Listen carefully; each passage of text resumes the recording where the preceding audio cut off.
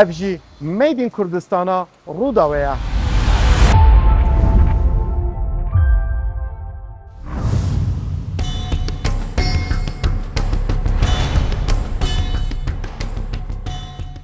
گازا LPG وکه گازا که شل تناسین. هر وها دبه سلامت ترین گاز دی جیهانه دا که مروف جبو پیوستین خواه اوی گازه به کارتینه. جبو هلگرتنا وی گازه ابکار ایناناوی تانکین تایبت تین درست کرن. اف تانکه برگیریا فشارکا برز دکن.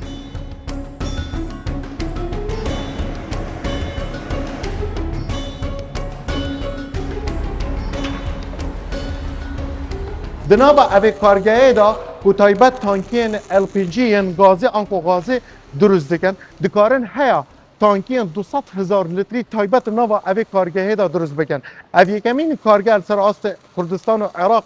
خوبان جوره تانکان درست بکن. هیا نهاجی اوی کارگاه زیدتری 5,000 تانکین LPG ین گازه درست کرینه. الدوف ساندردن عراقی هر وصین حکومت حرم کردستان و وزارت نافخو والتبا کردستان و عراق تانکین وان کو به دست این جنمین سلیمانی هاتنه درست کردن هاتینه بلاف کردن. از دلیر تلیل گلامه دو برنامه کانو هم میدین کردستان دا امی نشانی ها بدین که افکارگاه چوان جوره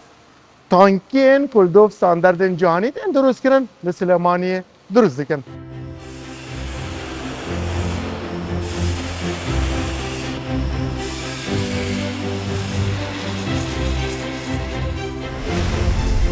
گازا LPG آنکو لیکویدفاید پترولیوم گاز یکه جه گازن مفادار و بها ارزان جبو زور کاران تیب کار آنین مینا گرم کرنا آوه درست کرنا خارنه وکه انرژیک تیب کار آنین دناوا کارگهن مزنده سیستمن گرم کرنا مال و خارنگان تیب کار آنین هیا دیگه اتومبیلان.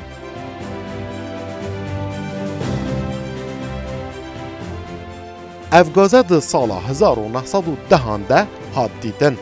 و ده سال 1912 ده افغازه هات بکار آنین وکه گازه که پاکج و حوال دوست دیگل جنگه و آوه.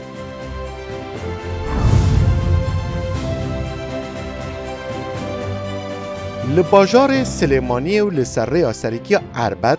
کارگاه باوان ها اوان جوره تانکین LPG وین گازه درست دیگه.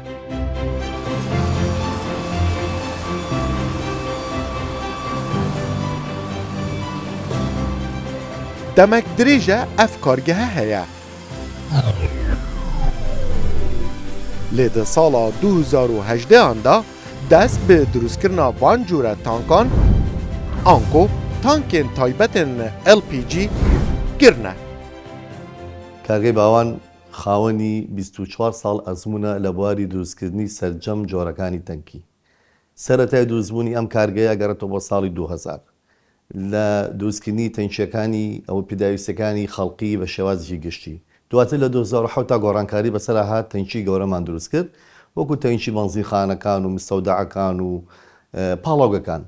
لە 2007 ئەم بیرۆکەیە وردە و تەشەنەی سەر گەورە بوو گەیشتینە ئەوەی کە ئێمە توانیمان تەنکی ڤاکیۆم دروست بکەین بۆ پاڵاوگەکان کە مواسەفاتێکی تایبەتی خۆی هەیە یەکەمین کارگەین کە توانیمانە لە کوردستانە ئەو تەنکیە دروستکەین. پاشان بە تەدریجدا هەوڵ و کۆشش و چەندین هەوڵدان و گەڕان و لێکۆڵینەوە بەندە بە تایبەتی لە ماوەی 4 ساڵ بۆ 5 ساڵ توانیمان بگەینە ئەو حەقیقەتە کە ئێمە ئەتوانین تەنکی غازی LPG دروست بکەین و بە فعلی لە ساڵی 2018 یەکەم تەنکیمان دروست کرد و لایەزال ئێستا لە لای هاوڵاتی ئیش دەکات و هیچ کێشەیەکی نییە تا ئەم لەحزەیە. ئێمە ئەم بیرۆکەیەمان چۆن دەست پێ کرد فەراغێک دروست بوو لە کوردستانە لە عێراق بەگشتی لە کوردستان بە تایبەتی لەو بوارەیە کە لایەن یەک کەسێک کارگەیەک نەبوو بتوانێت ئەم فەراغە پڕکاتەوە. ئێمە هەر ساینس دەرئەنجامی ئەوەی کە لێکۆڵینەوەمان کرد سێمان کرد تەنکیێکی ئێجگار زۆر لە دەرەوە دێتە ناو وڵات بە ڕێژەیەکی زۆریشی کوالیتی نزمە.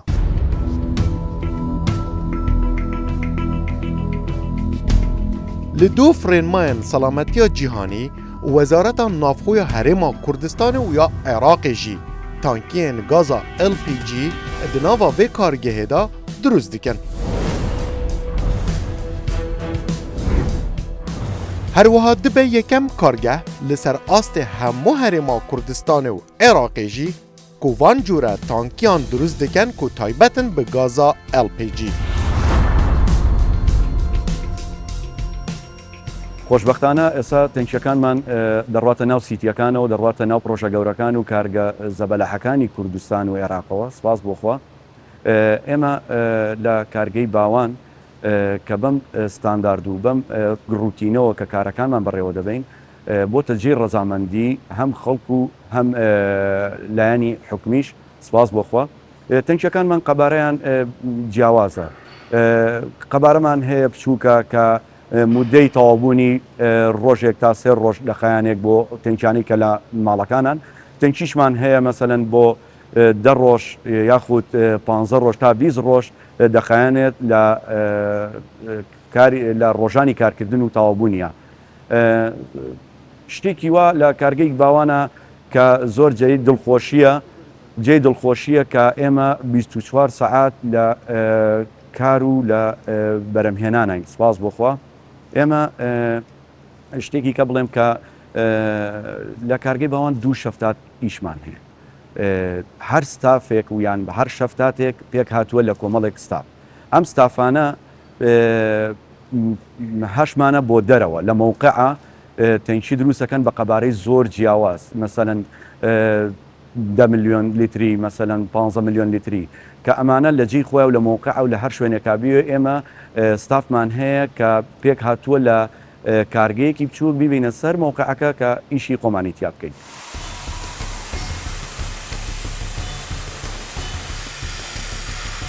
اصنی به کارتینن جبو دروست کرنا وان تانکان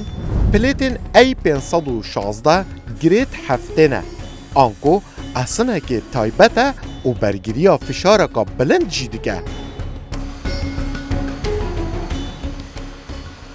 استوریا في اصنی جشش هیا 30 ملی مترانه هر وها دشیان کارگه دایه هیا 120 طنان جوی جوره اصنی بکار بینن دمهکه ده کارگەی باوان وەکو یەکەمین کارگە لەسەر ئاستی هەرێمی کوردستان و حکوومەتی عێراق دەستی کرد بە دروستکردنی تەنکی غاز بە هەموو قەبارەیەک لە 1000 لیتر هەتا 200,000 لیتر کە لەناو کارگای ئەتوانێت بەرهەمی بێنێت بە خۆشحاڵیەوە ئەو بەرهەمانەی کە لە دەرەوەیان هەر هەمویان لە پلێت و ئەکسسوارات و ئەو ماوەدانی کە پێویستن بۆ دروستکردنی تەنکی غاز سێرتیفیکەیتی تایبەتیان لەگەڵایە بە دەرلەوە لە تاقیگەکانی ئەوروپا و تێستیان بۆ ئەکرێت پاشان کە هاوردەی وڵاتی خۆمانەکردێتە هەرێمی کوردستان لە تاقیگەکانی هەرێمی کوردستانە جارێکتر پشکنیان بۆ ئەکرێتەوە ئەو بەرهەمانەی دوای پشکنین ئەگەر ئەکسێبت وەرنەگرن دڵنیان نەبینەوە لە کوالەتی بەرهەمەکە بە هیچ جۆرێک دەست ناکرێت بە دروستکردنی تەنکی 4 بۆ 5 تێست ئەکرێت لە کارگەی باوانە لە هەر تێستێک لەو تێستانە دەرنەچێت تەنچەکانمان ڕیجێکت ئەکرێت نادرێت بە فرۆشیار دڵنیایی ئەین بەوەی ئەو بەرهەمەی لە کارگەی باوان ئەچێتە دەرەوە دڵنیایی 100% کارگەی باوانی هەیە دڵنیایی 100% لە ڕووی حکوومەت و بەرگری شارستانیەوە هەیە ئەجا تەنچەکە ئەچێتە دەستی کڕار ئێمە وەکو کارگەی باوان زیاتر لە 5,000 تەنکیمان لە شوێنە گشتیەکان و ماڵەکان نایە بۆ نمونە بەشە ناوخۆیەکان کارگە گەورەکانی توانەوەی ئاسن ئەلەمنیۆم سیتیەکان بەسەرەن هەرێکیان بە قەبارە و بە پێی پێویستی خۆیان تەنچەکانیان داناوە ئەو کۆمپانیانەی کە سیستمی غاز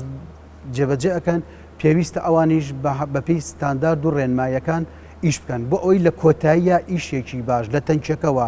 تا تەباخی ماڵەکە هەر هەمومان پێکەوە دڵنیا بین لە کوالێتی ئیشەکە بۆ ئەوەی خاوەن ماڵ بەکارهێنەر بتوانێت بە دڵنیایی و بە ئاسودەدر سیستمی غاز بەکاربێنێت.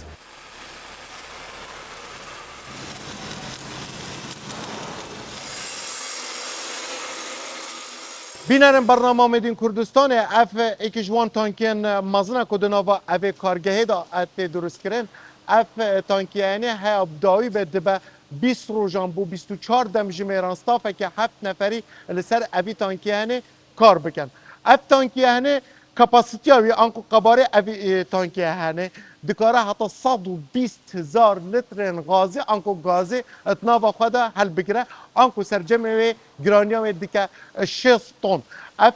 تانکیانی کارمندن و لسر کار دکن و لحیم دکن هیا اصلی همو بهفدو و گره بدن اف اصلی دناوا اوی تانکی دا خوشبوبی تانکی هات یا کار آنی اف تانکی هنی جی 5 پارچین اصلی 16 ملیم جبو بدنی بکار آنینه هر وصا جبو هر دو قپاخن ویجی جی اصلا که تایبت بکارتینن او جی 20 ملیمه و تانکی همو به شوازه که زور پروفیشنال بجور لحیمه که تایبت جبو درست کردن وان تانکین LPG بکارتینن اف تانکین هنه نوسا مازن جبو کارگاه ستین مازن جبو کارگاه هاسنی ید حلاندن آسنی و درست کردن شیشن آسنی جبو هر جهت کو پیوستی پروژه که مازن یا تانکی به تانکین اوها مازن دبن اف تانکیه ادناوا اوی کارگاه ده جی تانکین راسته این مازنه بله اف کارگاه دکار تانکینش بی ماستر جی درست بگه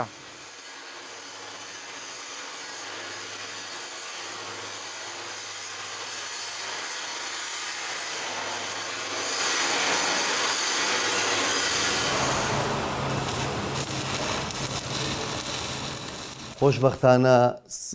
غازی سوشتی LPG یەکێکە لە هەرە سەروەتە وەتەن نیشتیمانەکانی کوردستانی خۆمان یەکێکین لە هەرە وڵاتە دەوڵەمەندەکانی جیهان لە بواری غازی یەدەکی ژێرزەوی ئەم غازە ئێستاکە تاکەوزەیە کە لە وڵاتانی جیهان بە شێوازێکی سەرەکی و زۆر تایبەت ئیحتیمامی پێێن و پشتی پێ ئەبەستن وڵاتی خۆشمان بەدەر نییە لەوە کە ئێمە سوود و ئیسفادەیەکی ئێجگار زۆری هەیە بتوانین لەو بوارەیە بەکاری بێنین بۆ خزمەتی هاونیشتیمانانی خۆمان. غاز ئێمە بەداخەوە لەبەرەوەی تازە پێی ئاشنا ئەبین بە عملی کە ئیشی پێ بکەین لە چاو وڵاتانی تردا تۆزێ نامۆیە لای ئێمە لە کاتێکە دۆستی ژینگە لە هەرە قیمەیە غازی LPGە لە چاو هەموو سوتەمەنیەکانی ترە. ئەگەر دیقەت بدەیت لە ناو شاری وەکو سلێمانی زۆربەی شوێنەکان غاز بەکاردێنن یەکێ لەوانە مەسەلەن لە بواری گواستنەوەیە زۆربەی سیارەکان ئۆتۆمبیلەکان غاز بەکاردێنن و سوودێکی ئێجگار زۆریان بینیوە دەورێکی ئێجگار زۆری هەیە لە پاگۆنەوەی ژینگەدا. اف کارگاه سیستم نی ین تستان الدو فرین مایان بر همین خواه و تانکیان دروست دکن.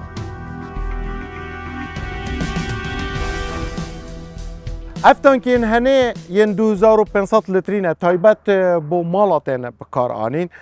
بشه برهمینان دکاره دروژه که ده انکو دبیجین شفته که ده هیا 8 تانکین او هین 2500 لتری برهم بینن اف تانکین هنه بری بچن قناغا بویاخ کرنه دبه تستک جبه انجام دان امتکارین بیجین اف تسته جی تستا بریا داویه اف تستا هنه جرات بیجنه تستا هایدروستاتیک اف تستا هنه اف تانکی هنه دخن جر 33 باران ابخجی اف تانکی هنه و بزانن کاوی تحمل 33 بارا بکن انکو پستان 33 بارا بکتن وکا استاندردک الدیفرین ماین حکومت هرما کردستان جبو مالا دبا جیر 2500 لتران دبا اف آمیره هنه وکا اکسوارات لسر کارتینن جبو سیفتیه اف آمیره هنه چوا کار دکه اف آمیره هنه جیر پستانا 17.2 کار دکه یعنی اف تانکی هنه دما گاز انکو غاز تیدا به پرکرن اگر پستانا تانکی جه 17.2 اف سر کت یک سر اف هنه بکه و کاری و چلی به و ناهیلا پستان جه 17.2 وکه سیفتی وکه سلامتی اتناوا تانکی زیادر لی به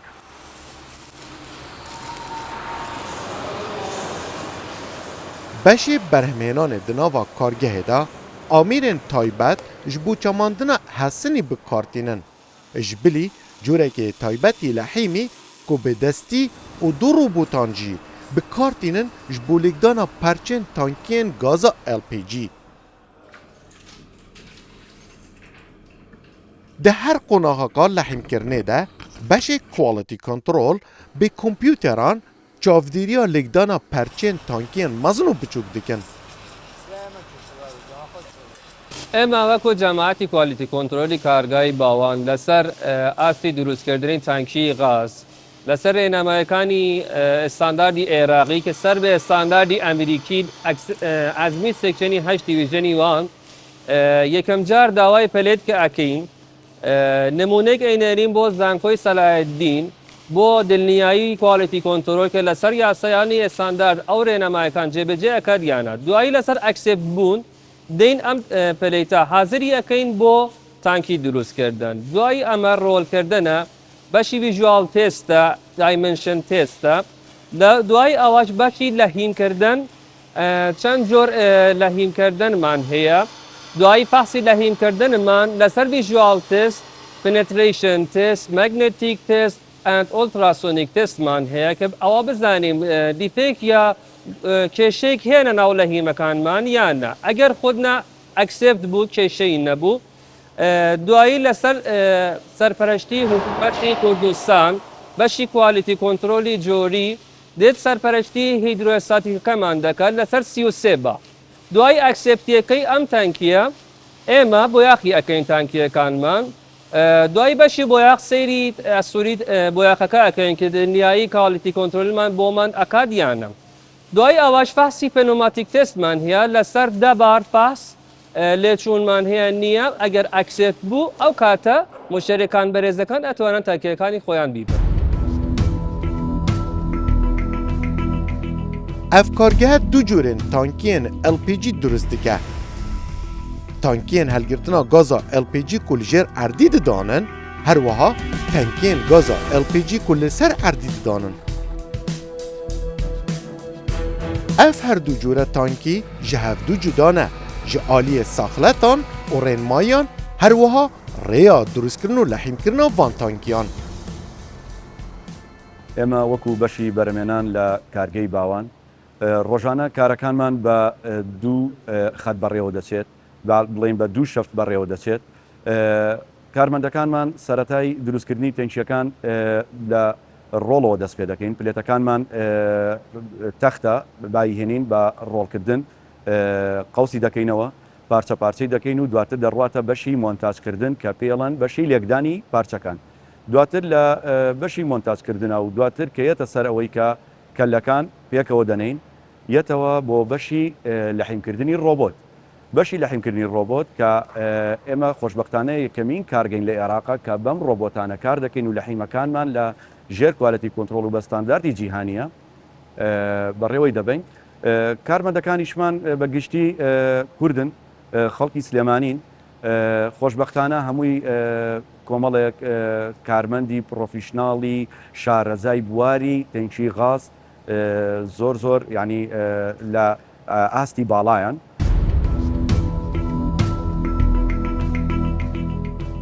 Beşê bûyağê jî di beldûv standard û rênman van cure tankiyan bûyağ bike.